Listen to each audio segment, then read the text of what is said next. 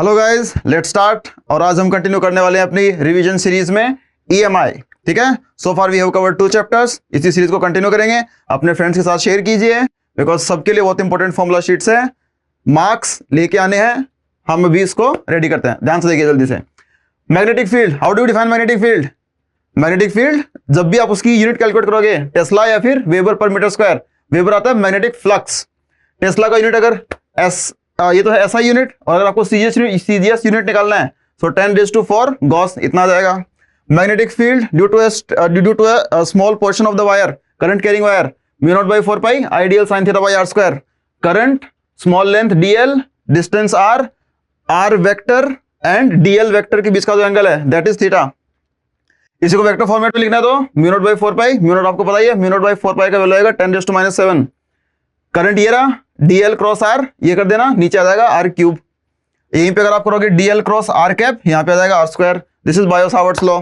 Direction निकालनी है तो राइट हैंड थंब रूल से निकालते हैं। अगर वायर में करंट ऐसा जा रहा है तो मैग्नेटिक फील्ड लाइंस ऐसे बनेंगे, राइट हैंड से देखना। और अगर करंट की डायरेक्शन ऐसी है, ठीक है, करंट की डायरेक्शन अगर फिंगर्स करोगे देन मैग्नेटिक फील्ड का डायरेक्शन मिलेगा थंब के अलोंग। ठीक है, तो अगर ये करंट है तो ये मैग्नेटिक फील्ड है, और अगर ये करंट है तो ये मैग्नेटिक फील्ड है। ठीक है, सिंपल, राइट हैंड से याद रखना है, राइट हैंड से ही याद रखना है। If I have a long wire के लिए पहले फाइनाइट वायर के लिए रिजल्ट देख लेते हैं। फाइनाइट वायर के लिए यहां पे रिजल्ट देखना है μ0/4 pi I/r sin θ1 plus sin θ2। This is very similar to the result जो हमने इलेक्ट्रोस्टैटिक्स के लिए देखा था, k λ/r sin θ1 plus sin θ2।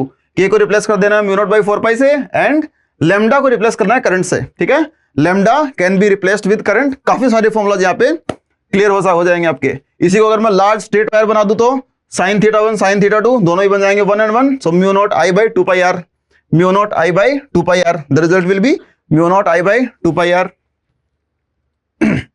Length bisector के लिए निकालना है तो फॉर द लेंथ बाइसेक्टर दोनों एंगल्स की वैल्यू सेम हो जाएगी, ये भी थीटा ये भी थीटा, रिजल्ट आएगा μ0/4 pi I/r 2 times sin θ।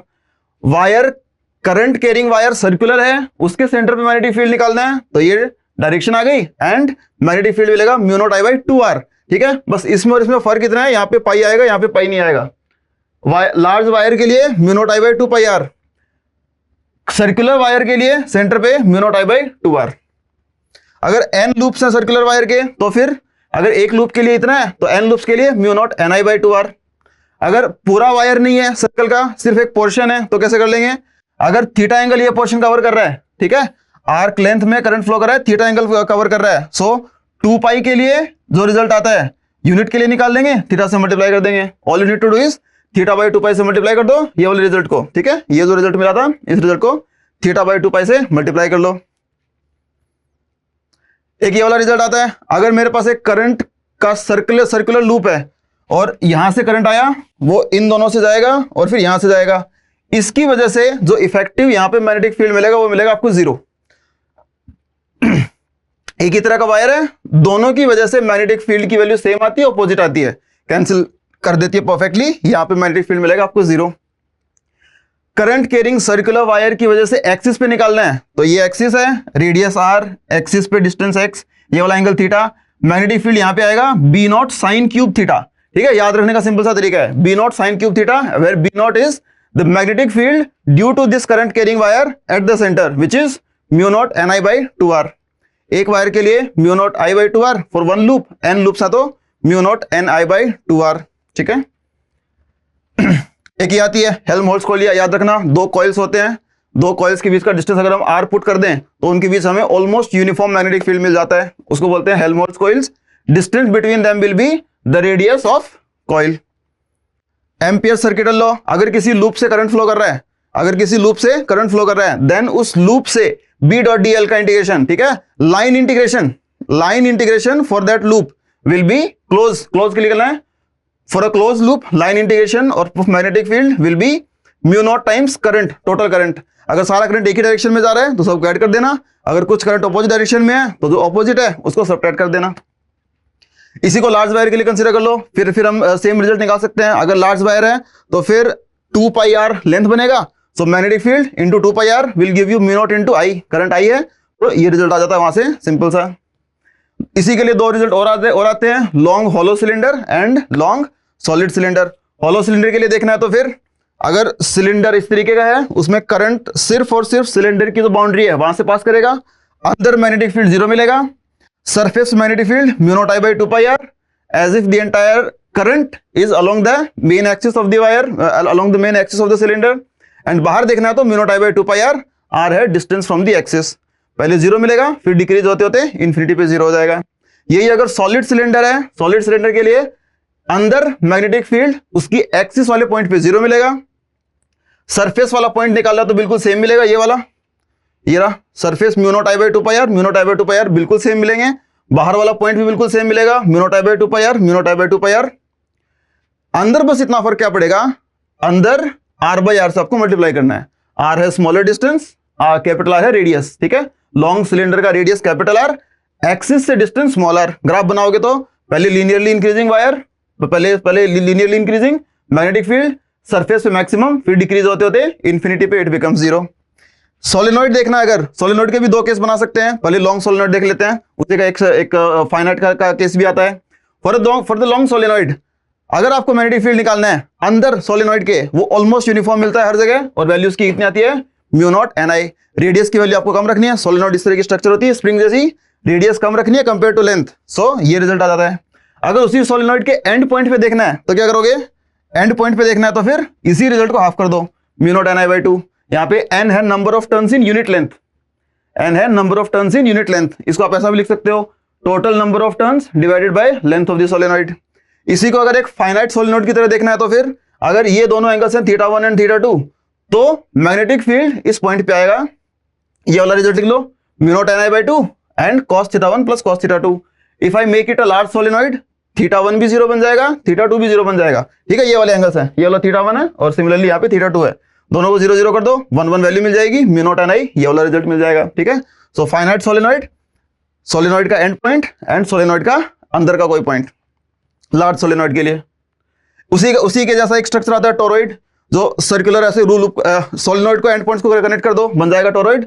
Toroid में भी अंदर मैग्नेटिक फील्ड बिल्कुल उतना आएगा जैसा सोलेनॉइड के लिए आया था, mu naught N I, N यहाँ पे क्या है, number of turns per unit length, ठीक है। इसी को लिखने का तरीका क्या आ जाएगा, total number of turns divided by 2 pi are, are है यहाँ पे बड़ा जो सर्कल बनेगा उसका रेडियस, ठीक है। सो 2 पाई आर वो लेंथ बन गया, number of turns divided by 2 pi R. अगर कोई चार्ज मूव कर रहा है मैग्नेटिक फील्ड में तो उसपे फोर्स लगता है, that force is given by Q into V cross B। Magnitude निकालना है तो फिर आ जाएगा QVB, ये है मैक्सिमम फोर्स, और ये कब लगेगा, जब वेलोसिटी एंड मैग्नेटिक फील्ड दोनों एक दूसरे के परपेंडिकुलर हैं। ये दोनों कैसे भी हो, फोर्स तो इन दोनों के परपेंडिकुलर होने ही वाला है, ठीक है। Force will be perpendicular to velocity, force will be perpendicular to magnetic field, and this force will be maximum if velocity and magnetic field दोनों एक दूसरे के परपेंडिकुलर है। तो अगर परपेंडिकुलर नहीं है तो ये हेलिकल पाथ बनता है। हेलिकल पाथ से पहले ये वाला पाथ देख लो, particle moving in the circular path, उसके ऊपर फोर्स लग रहा है QEB, बिकॉज पार्टिकल सर्कल में घूम रहा है, सेंट्रीपिटल फोर्स mv²/r। इसको सोल्व कर देने से हमें रेडियस मिल जाएगी mv/qb। रेडियस डिसाइड करेगा मास बाई चार्ज का रेशियो, ठीक है, m/q का जो रेशियो है वो डिसाइड कर लेगा आपका रेडियस। वेलोसिटी और मैग्नेटिक फील्ड तो करते ही हैं। टाइम पीरियड निकालना है तो 2πm/qb, एंगुलर फ्रीक्वेंसी निकालनी है तो qb/m, फ्रीक्वेंसी निकालनी है तो इसको उल्टा कर दो, qb डिवाइडेड बाय 2πm। उसी को हेलिकल पाथ में देखना है तो if the charge particle is thrown not perpendicular to the magnetic field but at a given angle, then जो cos थीटा वाला पार्ट आएगा वेलोसिटी का, मान लो मैग्नेटिक फील्ड इधर है, वेलोसिटी का cos थीटा वाला पार्ट, उसकी वजह से पार्टिकल स्ट्रेट लाइन में जाएगा, sin थीटा उसकी वजह से सर्कल में घूमेगा, और इन दोनों का रिजल्ट ऐसा आ जाएगा। रेडियस बिल्कुल इसी से कंपेयर कर लेना, mv/qb, v को लिखना है परपेंडिकुलर वाला, v sin थीटा आ जाएगा। टाइम पीरियड में कोई फर्क नहीं पड़ता, time period does not depend, यहाँ भी देख सकते हो, time period does not depend on velocity. Similarly यहाँ भी देखोगे time period will not depend on velocity, ये बिल्कुल सेम आएगा। पिच निकालनी है तो एक रोटेशन में या फिर एक स्पाइरल कवर करने में कितना उसने हॉरिजॉन्टल डिस्टेंस कवर कर लिया या फिर एक लीनियर डिस्टेंस कितना कवर कर लिया, यहाँ पे देखोगे that is going to be उसका वेलोसिटी v cos थीटा, और उसको मल्टीप्लाई कर देंगे टाइम से, दैट इज 2πm/qb। सिंपल सा ये रिजल्ट भी आ जाएगा। एक हम डिफाइन करते हैं फोर्स ऑन द वायर, जैसे चार्ज पे फोर्स है ILB, ये वाला रिजल्ट आ जाता है, बिल्कुल सेम उसके जैसा ही है, Q into V cross B, V को लिख दो L/T, ये आ जाएगा I into L cross B। याद रखने के लिए बता रहा हूँ बस, सिंपल सा, चार्ज को लिख देना, सॉरी वेलोसिटी को लिख देना length by time, charge by time बन जाएगा करंट, तो सेम रिजल्ट ऐसा आ जाता है। अगर मैग्नेटिक फील्ड यूनिफॉर्म नहीं है तो कैसे करेंगे, तो उसको इस तरीके से किया जाता है, स्मॉल लेंथ के लिए integration of I D L cross B करके एंड उसको हमें इंटीग्रेट करना है करंट के साथ। फोर्स की वैल्यू निकालनी है I L B sine theta, maximum force निकालना है। अगेन कब मिलेगा? जब इसकी वैल्यू हो जाएगी 1, आई एल बी मिलेगा आपको maximum force. When length velocity when length and magnetic field दोनों एक दूसरे के कैसे मिलेंगे? परपेंडिकुलर मिलेंगे। लेंथ एंड मैग्नेटिक फील्ड दोनों एक दूसरे के कैसे होने चाहिए? परपेंडिकुलर होने चाहिए। इसी वायर देख लो या फिर चार्ज देख लो, चार्ज पार्टिकल पे अगर आपको नेट फोर्स निकालना है उसको हम बोल देते हैं इलेक्ट्रोमैग्नेटिक फोर्स जो है that is called Lorentz force due to electric field Q into E, this will be the force. Due to magnetic field, this will be the force. दोनों को ऐड कर देंगे, that is called total electromagnetic force और Lorentz force. If you have parallel wires, then parallel wires के लिए force per unit length mu naught I1 I2 by 2 pi r. अगर दोनों wires में करंट सेम डायरेक्शन में जा रहा है तो वो अट्रैक्ट करेंगे, अगर ऑपोजिट डायरेक्शन में करंट जा रहा है तो रिपेल करेंगे। ठीक है, याद रखना ये वाला टर्म। फोर्स पर unit length mu naught I1 I2 by 2 pi r. R is the distance between the wires. Bar magnet को अगर ट्रीट करना है तो जैसे चार्ज के लिए हमने डिफाइन किया था इलेक्ट्रिक डायपोल मोमेंट, दो पॉजिटिव और नेगेटिव चार्जेस हैं उसके लिए इलेक्ट्रिक डायपोल मोमेंट डिफाइन किया था। यहां पे हम डिफाइन कर रहे हैं magnetic dipole moment and that will be equal to pole strength into length between the pole strength and क्यूबिच का मैग्नेटिक लेंथ। साउथ से नॉर्थ की तरफ इसकी डायरेक्शन लेनी है, मैग्नेटिक लेंथ है, एम को नाम दिया हुआ है पोल स्ट्रेंथ, यूनिट आएगा ampere into metre. Bar magnet का जो मैग्नेटिक डायपोल मोमेंट है उसका यूनिट आएगा ampere into metre square. Loop के लिए अगर आपको डिफाइन करना है तो ये तो बार मैग्नेट के लिए डिफाइन कर दिया, अगर लूप के लिए हमें मैग्नेटिक डायपोल मोमेंट डिफाइन करना है तो ये इसकी वैल्यू होती है आई टाइम्स ए, करंट इंटू एरिया वेक्टर। एक से ज्यादा लूप्स हैं तो जितने भी नंबर ऑफ लूप्स हैं उनसे मल्टीप्लाई कर दो। याद रखने का देखो ऐसा एन आई ए हमें पता ही है, एन आई ए ठीक है, उसके जैसा ही तो एम एन आई ए ये करंट है और ये आपका एरिया वेक्टर है। अगर करंट ऐसे जा रहा है एरिया वेक्टर को ऐसा कंसीडर करना है, उसी डायरेक्शन में आपको मैग्नेटिक डायपोल मोमेंट को लिखना है। टॉर्क की वैल्यू निकालनी है। अगर मैग्नेटिक फील्ड में यूनिफॉर्म मैग्नेटिक फील्ड में either bar magnet is placed or a loop is placed such that हमें उसका डायपोल मैग्नेटिक मोमेंट पता हुआ है, देन एम क्रॉस बी करने पे टॉर्क मिल जाएगा, एम बी साइन थीटा उसकी वैल्यू ऐसे निकाल सकते हो। पोटेंशियल एनर्जी निकालनी है तो minus of M dot B या फिर minus of M B cos theta. Theta 0 के लिए टॉर्क 0 मिलेगा, ये बनता है स्टेबल इक्विलिब्रियम। थीटा 180 डिग्री के लिए इसके लिए भी टॉर्क 0 मिलेगा, वो मिलेगा आपका अनस्टेबल इक्विलिब्रियम। फोर्स एनीवे 0 होता है, ठीक है, फोर्स 0 मिलेगा ही मिलेगा। टॉर्क की वैल्यू इतनी होती है। Potential energy minus M B cos theta. Work निकालना है तो वायर को रोटेट करना है या फिर बार को रोटेट करना है, किसी के लिए भी रोटेट करने के लिए वर्क निकालना है तो final potential energy minus initial potential energy, ठीक है, माइनस के साथ कर देना cos theta 2 minus cos theta 1, ठीक है, इस तरीके के साथ। मूविंग कॉइल गैल्वेनोमीटर जिसमें करंट पास करने पे जो नीडल है मैग्नेटिक वो रोटेट करती है। Current C by N B A into theta, जितना ज्यादा करंट फ्लो करोगे उतना ज्यादा रोटेशन मिलेगा, उतना ज्यादा डिस्प्लेसमेंट होगा, angular displacement theta. Current theta के प्रोपोर्शनल है और जो कांस्टेंट आता है वो इतना आता है C बाई एन बी ए, ठीक है, ये बहुत इंपॉर्टेंट है। दो टर्म यहां से हम डिफाइन करते हैं, current sensitivity and potential sensitivity या फिर वोल्टेज सेंसिटिविटी। करंट सेंसिटिविटी वो जाएगा थीटा बाई आई कर लो, N B A by C, इन सबका नाम आपको देगा, ये है total number of turns. Magnetic field area, C है टॉर्शनल कांस्टेंट, ठीक है, सी दिया हुआ है यहाँ पे टॉर्शनल कांस्टेंट। वोल्टेज सेंसिटिविटी निकालना है, वो जाएगा थीटा बाई वी, वी की जगह बस कुछ नहीं करना, आई आर पुट कर देना है, इसी ये जो टर्म मिला है इसी को रेजिस्टेंस से डिवाइड कर दो, N B A divided by C R, ये मिल जाएगा आपको पोटेंशियल सेंसिटिविटी या फिर वोल्टेज सेंसिटिविटी।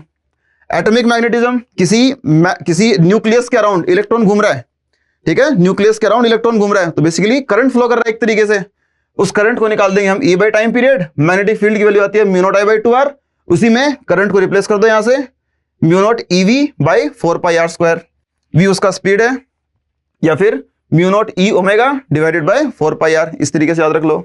मैग्नेटिक मोमेंट उसका निकालना है, वो आएगा इस तरीके से ई वी आर बाई 2 या फिर E omega R square by 2। V velocity है, आर रेडियस है, ओमेगा एंगुलर स्पीड है, ई चार्ज है, ठीक है, इलेक्ट्रॉन का charge.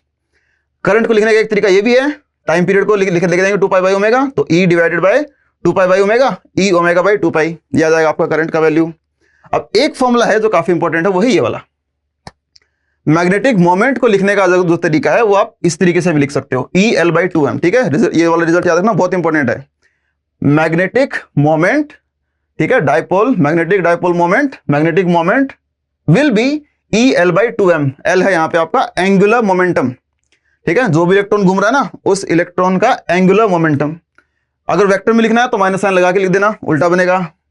Bore magneton, Bohr magneton की वैल्यू निकालनी है तो एल को रिप्लेस कर दो, N S by two pi. Bohr ने एक्सप्लेन किया था angular momentum is N S by two pi. N के अलावा ये जो टर्म बच गई है इसको हम बोलते हैं बोर मैग्नेटॉन, ठीक है, E H divided by 4πm, इसको हमने नाम दिया हुआ है बोर मैग्नेटॉन। वैल्यू इसकी आती है इतनी 0.923 10⁻⁻23 एम्पियर मीटर स्क्वायर, ठीक है, ampere metre square Bohr magneton.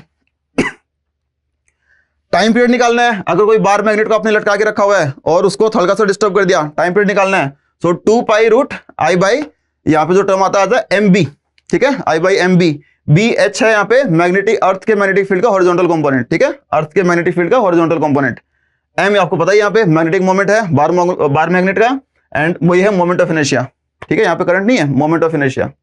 इसी में दो अलग अलग तरह के कॉम्बिनेशन आ सकते हैं। अगर साउथ साउथ नॉर्थ नॉर्थ एक तरफ से है तो यहाँ पे मोमेंट ऑफ इनर्शिया तो ऐड होने ही होने हैं, उनके जो मैग्नेटिक मोमेंट्स हैं वो भी सेम डायरेक्शन में ऐड हो जाएंगे, m1 प्लस m2 आ जाएगा। इसी का अगर ये वाला केस है, उल्टा केस दिया हुआ है, तो नॉर्थ साउथ ऐसे है, नॉर्थ साउथ ऐसे है, तो इसे इस वाली एक्सिस के अबाउट ये दोनों तो ऐड होने वाले हैं, मोमेंट ऑफ इनर्शिया तो ऐड होंगे उनके, बट मैग्नेटिक मोमेंट्स में क्या करना है आपको, सब्ट्रैक्ट करना है। 2 पाई रूट ये वाला रिजल्ट आ जाएगा।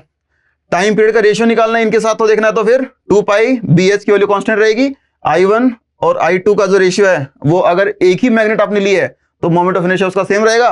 दो अलग अलग प्लेसेस पे अगर आपको निकालना है टाइम पीरियड तो आ जाएगा root of m1 by m2, magnetic moment पे वो डिपेंड करेगा उसके, ठीक है। तो ये आपके बेसिकली सारे फॉर्मूलाज हैं that are very important for you. सारे के सारे फॉर्मूलाज को खुद से आपको लिखने हैं, अपने पीडीएफ डाउनलोड कर लेंगे, PDF will be available in the description, ठीक है। चलिए आज के लिए इतना ही है, ध्यान रखिए अपना। JEE all the best for you.